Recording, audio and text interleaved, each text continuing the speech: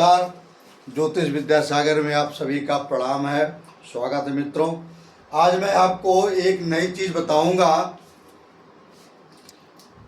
ये थोड़ा सा ऊपर वाली बात है कि मृत्यु के बाद व्यक्ति कहाँ जाता है, किस लोक में जाएगा, क्या काम करेगा, अगले जन्म में वो किस योनि में पैदा होगा, ये भी ज्योतिष से पता चलता है। आज मैं उसी के बारे में आपको बताऊंगा। मित्रों, आप वीडियो को पूरा देखना। लास्ट में मैं ये भी बताऊंगा कि व्यक्ति पिछले जन्म में क्या था और अगले जन्म में वो क्या होगा, मनुष्य योनि में जाएगा। लोग कहते हैं कि 84 लाख योनि को भ्रमण करते हुए तब व्यक्ति मनुष्य के घर में जन्म पाता है, मनुष्य का यौन पाता है। और उसके बाद भी लोग मनुष्य का यौन पा करके जब लोग वहाँ से चलते हैं तो भगवान से प्रार्थना करते हैं कि हे नाथ, अब की बार मेरा ये अंतिम जन्म होगा, मैं दिन रात आपकी सेवा करूँगा। लेकिन यहाँ आकर के माया जाल में लोग भूल जाते हैं। तो अब ध्यान से सुनिए, इसका विचार हम बराहवे घर से करते हैं। कहाँ से करते हैं? बराहवे घर से। बराहवे घर में देखिए, ये मोक्ष का घर होता है मित्रों।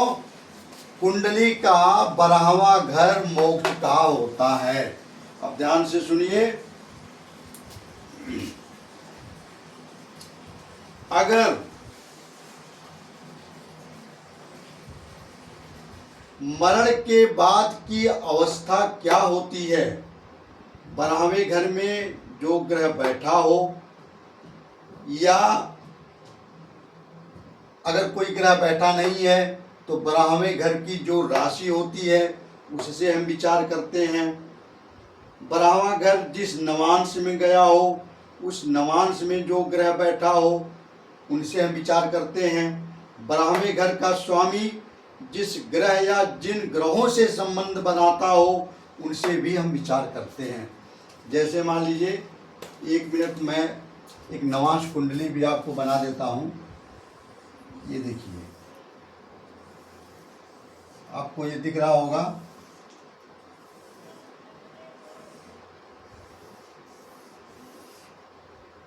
दो, तीन, चार, 5, 6, 7, 8, 9, 10, 11, 12, 1। यह आपको दिख रहा है। अगर मान लीजिए बराहवे घर का मालिक, बराहवे घर के मालिक से हम इसका विचार करते हैं कि व्यक्ति अगले जन्म में कहाँ जाएगा, किस लोक में जाएगा मृत्यु के बाद, और अगले जन्म में वो किस जन्म, कौन सा जन्म लेगा, किस योनि में आएगा, वो भी बराहवे घर से पता चलता है। और पंचम और नवम घर से भी पता चलता है। तो अब मैं आपको एक एक करके बताऊंगा कि कैसे आप समझ पाओगे। जरा इस चीज़ को आप गौर से देखना। यदि बराहवे घर में सूर्य बैठा है या चंद्र बैठा है तो जातक की मृत्यु के बाद वो कैलाश धाम में जाता है। कहाँ जाता है? अगर बराहवे घर में चंद्रमा है या सूर्य बैठे हैं, यहाँ तो मैंने मंगल को मित्रों दिखाया है। अगर सूर्य है या चंद्रमा है तो व्यक्ति की जब मृत्यु होती है तो उसके बाद वो कैलाशपुरी जाएगा। ये एक संकेत है। अच्छा जी, और अगर बराहवे घर में मंगल हो तो पुनः पृथ्वी पर शीघ्र ही जन्म लेगा। जैसे यहाँ मैंने मंगल को लिखा था। अगर बराहवे घर में मंगल हो या अपने नवांश, अगर इसमें कोई ग्रह नहीं बैठा हो तो इनके बराहवे के मालिक कौन है? बृहस्पति हैं। बृहस्पति जी मान लीजिए नवांश में सूर्य की राशि में गए या सूर्य की राशि में गए हैं या चंद्र की राशि में गए हैं तो ये समझिए कि वो व्यक्ति इनका मृत्यु के बाद कैलाश धाम को वो जाएंगे, भगवान शिव के यहाँ वो जाएंगे। और यदि मान लीजिए अगर 12वें घर का मालिक अगर इसमें या तो मंगल बैठा है या मंगल इसमें कोई ग्रह नहीं है तो आप इनका नवांश देखिए। बृहस्पति अगर यहाँ बैठते हैं नवांश में, ये मित्रों नवांश कुंडली है, नवांश में अगर बृहस्पति मंगल की राशि में बैठते हैं तो ये समझ लीजिए कि वो पुनः पृथ्वी पर ही वापस आएंगे और फिर उनका जन्म पृथ्वी पे ही होगा। और यदि मान लीजिए बुध हो तो बैकुंठ में जाएगा। अगर 12वें घर में आपके बुध जी बैठे हैं तो वो व्यक्ति सीधा उसका संबंध बैकुंठ धाम को होता है। ये गीता में भी कहा गया है, ये फलदीपिका में मंत्रेश्वर जी ने भी कहा है, ये वेदों में भी है। ये जो भी बात मैं आपको बता रहा हूँ ये सब शास्त्रों में लिखा हुआ है। अगर बुद्ध जी यहाँ बैठे हैं तो वो, और या बुद्ध यहाँ नहीं बैठे हैं, अगर द्वादश घर के मालिक बुद्ध की राशि में, बुद्ध की राशि 3 और 6 होती है, 3 और 6, अगर बुद्ध द्वादश घर के मालिक नवांश में 3 या 6 नंबर की राशि में बैठे हैं तो समझ लीजिए कि वो भगवान विष्णु का उन पर बड़ी कृपा है और भगवान विष्णु के दरबार में वो मरने के बाद, मृत्यु के बाद वो जाएंगे। ये कटु सत्य है मित्रों। जिसने जन्म लिया है उसकी मृत्यु निश्चित है, लेकिन लोग समझने को तैयार नहीं, मानने को तैयार नहीं। यक्ष ने युधिष्ठिर से पूछा कि दुनिया का सबसे बड़ा आश्चर्य क्या है? तो युधिष्ठिर ने कहा दुनिया का सबसे बड़ा आश्चर्य है कि लोग ये देखते हैं कि हमारे बाबा दादा नाना परनाना सब लोग चले गए, लेकिन मैं भी जाऊंगा, ये किसी को पूर्ण रूप से विश्वास नहीं होता। यही दुनिया का सबसे बड़ा आश्चर्य है। अच्छा, चलिए मैं अपने सब्जेक्ट में आता हूं। अगर द्वादश घर में शुक्र बैठा हो तो भैया वो स्वर्ग लोग भेजेंगे। अगर द्वादश घर आपके कुंडली का शुक्र है, शुक्र जी बैठे हैं या शुक्र जी की राशि में द्वादश भाव बैठे हैं। शुक्र जी की राशि कौन होती है नवांश में? 2 और 7। अगर इन द्वादशेश आपकी जन्म कुंडली के द्वादशेश अगर शुक्र की राशि में नवांश में बैठे हैं तो ऐसे व्यक्ति को स्वर्ग मिलता है। अच्छा जी, अगर द्वादश घर में मान लीजिए शनि जी बैठे हैं, यहाँ शनि जी बैठे हैं तो व्यक्ति यमपुरी जाता है। यमपुरी जहाँ यमराज जी रहते हैं, न्याय के देवता है, वो न्याय करते हैं कि इनको किधर भेजना है। आप समझ में गए होंगे। सूर्य अगर बैठे हैं या सूर्य संबंध बनाते हैं तो व्यक्ति शिवलोक जाता है। सूर्य और चंद्रमा दोनों 12वें घर से संबंध बनाते हैं तो व्यक्ति कहीं नहीं जाएगा, वो सीधा भगवान शिव के चरणों में जाएगा। वो अगर मंगल जी बैठे हैं तो फिर वो पृथ्वी पे ही आएंगे। अगर बुध जी बैठे हैं या बुध जी नवांश में, द्वादश घर के मालिक नवांश में बुध जी की राशि में बैठते हैं तो वो व्यक्ति बैकुंठ धाम जाएगा, नारायण के चरणों में वो जाएगा, उसको कृपा पात्र मिलेगा। और यदि शुक्र जी बैठे हैं तो या शुक्र जी संबंध बना रहे हैं तो ऐसे व्यक्ति स्वर्ग में जाता है। और शनि जी, अगर शनि बैठे हैं तो शनि जी बैठने का मतलब शनि आदमी यमपुरी को जाता है, यमराज के दरबार में जाता है। वहाँ उसको ये निर्णय लेने के लिए, शनि न्याय के देवता हैं, यमराज न्याय के देवता हैं, वहाँ ये निर्णय लिया जाता है कि इनको अपने कर्मों के द्वारा इनको किधर भेजना है। अगर राहु और केतु बैठे हैं,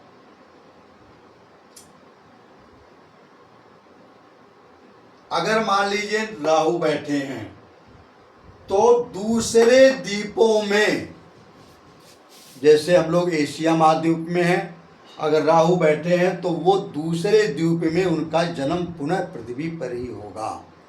और अगर मान लीजिए केतु बैठे हैं तो शास्त्रों में लिखा है केतु बैठे हैं तो वो व्यक्ति नरकगामी होता है। लेकिन अगर बृहस्पति से संबंध बना लेते हैं, अब आप कहोगे कि सारे ग्रहों को आपने बता दिया, बृहस्पति को नहीं बताया। अगर बृहस्पति के साथ केतु बैठे हैं, केतु इसमें बैठे हैं या इसमें बैठे हैं, लेकिन बृहस्पति भी बैठे हैं, तो बृहस्पति बैठे हैं तो व्यक्ति का मोक्ष होता है।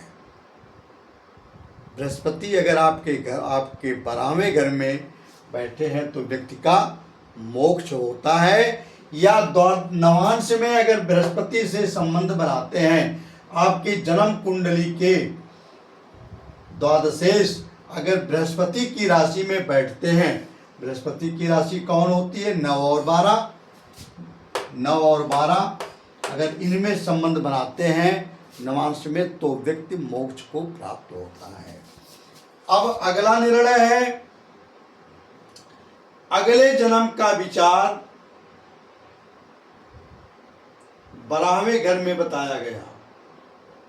अब पुनर्जन्म का विचार किस भाव से करना चाहिए?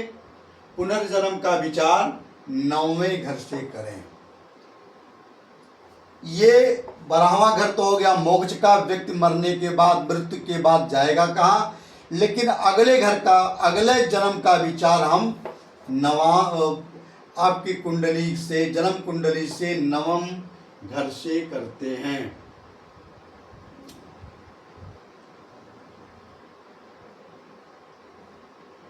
अब देखिए,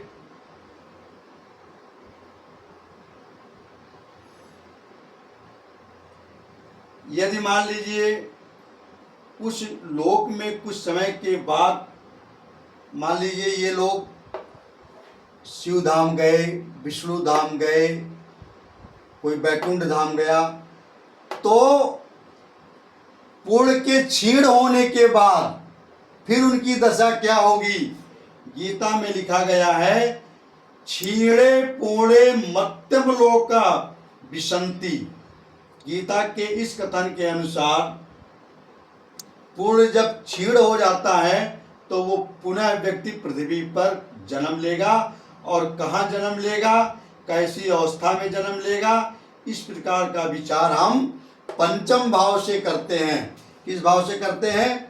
पंचम भाव से करते हैं। जात देश आदि का विचार किस दिशा के में पूर्व जन्म या किस दिशा में भविष्य में जन्म होगा, इन सब बातों का विचार हम 9वें भाव से करते हैं। पंचम से, पंचमाधीश से, पंचम में बैठे ग्रह से पुनर्जन्म का विचार हम करते हैं। यदि वो उच्च का हो, अगर पंचमेश, यहाँ सूर्य हैं, अगर पंचमेश उच्च का हो, उच्च में हो तो देवभूमि अर्थात स्वर्गलोक में, और नीच का हो तो या शत्रु राशि में बैठा हो तो दीपांतरों में। यदि ग्रह अपनी राशि का मित्र राशि में बैठा हो तो भारतवर्ष में ही समझना चाहिए।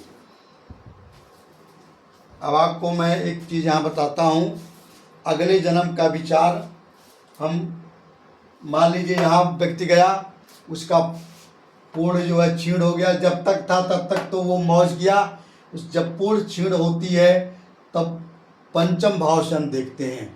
अगर पंचमेश अपने उच्च राशि में बैठा हुआ है, पंचमेश यहाँ सूर्य है, सूर्य उच्च कहाँ होता है? मेष राशि में। सारे ग्रह अपने ऊंच और नीच मैंने पिछले वीडियो में आपको बता चुके हैं। अगर इनका इस घर का मालिक उच्च राशि में बैठा है या नवांश में जाकर के उच्च का हो गया, तो वो व्यक्ति, उसका जन्म कहाँ होगा? तीर्थ स्थलों में होगा। तीर्थ स्थल जैसे हमारा बद्रीनाथ, केदारनाथ, हरिद्वार या अयोध्या, मथुरा, काशी, इन स्थानों में उस व्यक्ति का जन्म होता है। और यदि व्यक्ति अपने नीच राशि में है, शत्रु राशि में है, तो उसको द्वीपांतरों में भेज देते हैं, मरुस्थलों में उसका जन्म होता है। और यदि पंचमेश अपने स्वराशि में बैठा है या मित्र राशि में बैठा है, तो व्यक्ति पुनः भारत के किसी भी कोने में उसका जन्म हो सकता है। मित्रों, और आगे देखिए, ये सब जो भी बातें मैं आपको बता रहा हूं, सारी चीजें शास्त्रों से ली गई हैं।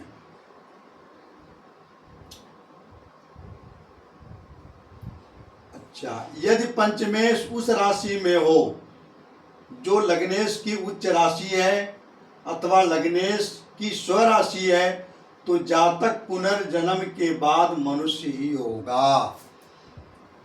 एक बार फिर से सुनिए, अगर पंचमेश उस राशि में बैठा हो जो लग्नेश की उच्च राशि का हो या लग्नेश की स्वराशि का हो, तो इससे हमारी पहचान ये होती है कि व्यक्ति मनुष्य योनि में पैदा होगा। ये बात आपकी समझ में आ गई होगी। पंचमेश, यहाँ तो मैंने सूर्य को दिखाया है, वो वहां बैठा हो जहां लग्नेश, लगन का मालिक लग्नेश उच्च का होता हो या स्वराशि का होता हो, तब वो व्यक्ति फिर से मनुष्य रूप में ही जन्म लेगा। अगर पंचमेश उस राशि में बैठा हो, यदि नवमेश ऐसी राशि में बैठा हो जो लग्नेश की सम राशि हो, अर्थात न मित्र राशि हो न शत्रु राशि हो, तो पूर्व जन्म में व्यक्ति क्या था? पशु था। जैसे अगर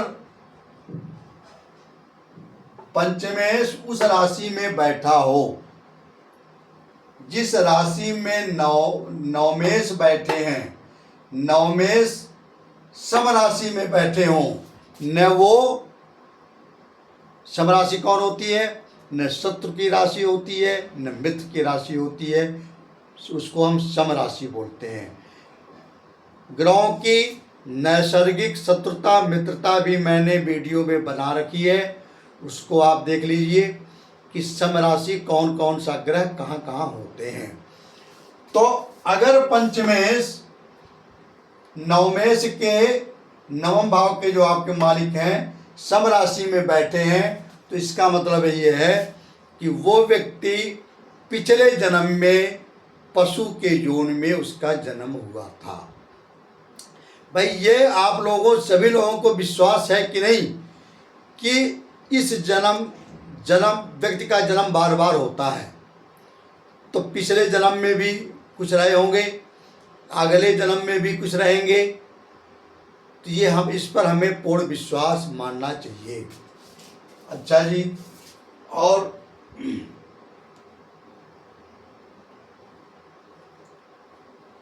आगे देखिए, यदि पंचमेश ऐसी राशि में हो जो लग्नेश की नीच राशि या शत्रु राशि है, पंचमेश माने पंचम घर का मालिक यदि लग्नेश की नीच राशि या लग्नेश की शत्रु राशि में बैठा हो तो इससे ये पता चलेगा कि ये व्यक्ति पिछले जन्म में पक्षी के योनि में थे। ये ज्योतिष का नियम है। अगर पंचमेश लग्नेश की शत्रु राशि या नीच राशि में बैठे हों तो इससे ये पता चलता है कि व्यक्ति पक्षी के योनि में पिछले जन्म में था, जातक पक्षी था।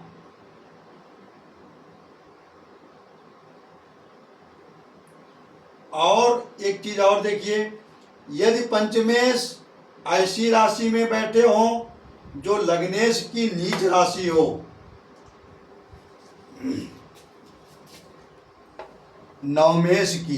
नवमेश अगले जन्म के बारे में बताता है और पंचमेश पिछले जन्म के बारे में बताता है। पंचमेश से संबंध जब लग्नेश से होता है तब पिछले जन्म के बारे में आपको जानकारी मिलेगी और पंचमेश का संबंध जब नवम भाव से होता है तो अगले जन्म के बारे में आपको जानकारी मिलेगी। अगर पंचमेश नवमेश के मित्र राशि या सम राशि में हो, पंचमेश ऐसी जगह बैठा हो जो नवमेश की या तो मित्र राशि हो या सम राशि हो, तो ऐसे में अगले जन्म में व्यक्ति पक्षी का ही अवतार लेगा, पक्षी योन में ही वो जाएगा। इस कुंडली से, आपकी कुंडली से बहुत चीज़ें सिद्ध होती हैं, तरह तरह की बातें आती हैं।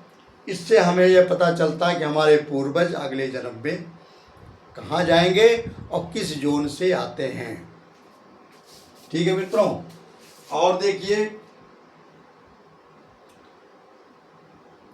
यदि नवम और पंचम भाव के मालिक एक ही राशि में हो, नवम भाव के मालिक और पंचम भाव के मालिक एक ही राशि में हो तो देश के उसका जन्म पूरब में हुआ था।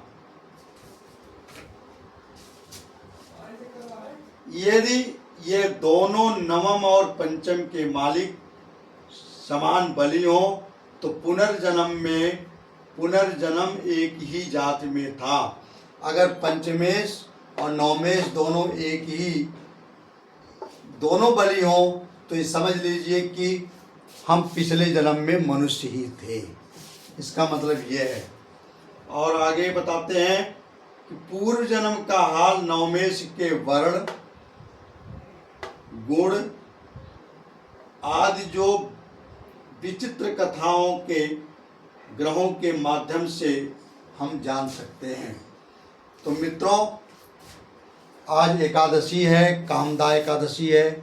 भगवान विष्णु आपकी सभी इच्छाओं को पूर्ति करें और आप लोग भगवान विष्णु के पूजा अर्चना आरती जितनी सेवा कर पाइए करिए। और हमारा पिछले जन्म से तो पता चल जाएगा, ये जन्म हम भगवान के चरणों में लगाएं जिनसे कि हमारा अगला जन्म कम से कम मनुष्य योनि में तो हो। वीडियो को लाइक सब्सक्राइब जरूर करना। मित्रों नमस्कार, धन्यवाद। अगर किसी को कुंडली की विवेचना करानी है तो मेरे, और शादी विवाह पूछना है, नौकरी के बारे में पूछना है तो संपर्क करना आप मेरे वीडियो में, मेरे व्हाट्सएप नंबर पे, और हर वीडियो में मेरा नंबर है, उस पर आप संपर्क करना, मैं आपको बताऊंगा। तो नमस्कार, धन्यवाद। आपका दिन शुभ हो।